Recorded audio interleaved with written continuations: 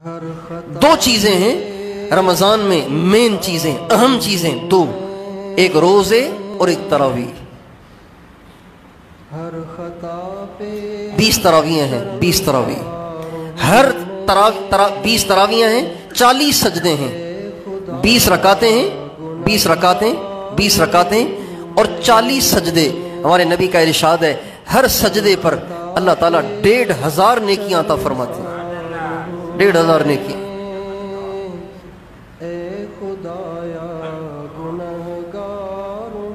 1500 نیکیاں، جبکہ قیامت کے دن ماں بھی اپنے بچے کو ایک نیکی نہیں دے گی، باپ بھی اپنے بچے کو ایک نیکی نہیں دے گا، سگا بھائی بھی اپنے بچوں کو ایک نیکی نہیں دے گا۔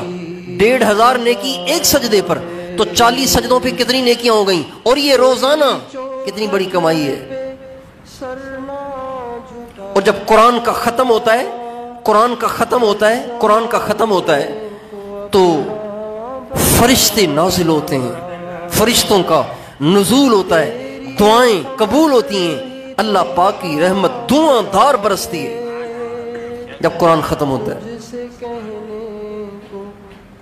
اس لیے روزہ بھی نہیں چھوڑنا، تراویح بھی نہیں چھوڑنا۔ 20 کی 20 تراویح ختم قرآن کے ساتھ، انا اعطینہ والی نہیں، قل اللہ والی نہیں، ختم قرآن والی تراویح وہ پڑھنی ہے انشاءاللہ۔ تیار ہیں؟ ابھی سے اللہ سے دعا کریں، اے اللہ سارے روزے رکھنے کی توفیق دے، ساری تراویحاں پڑھنے کی توفیق دے، کوئی تراویح چھوٹے نہیں۔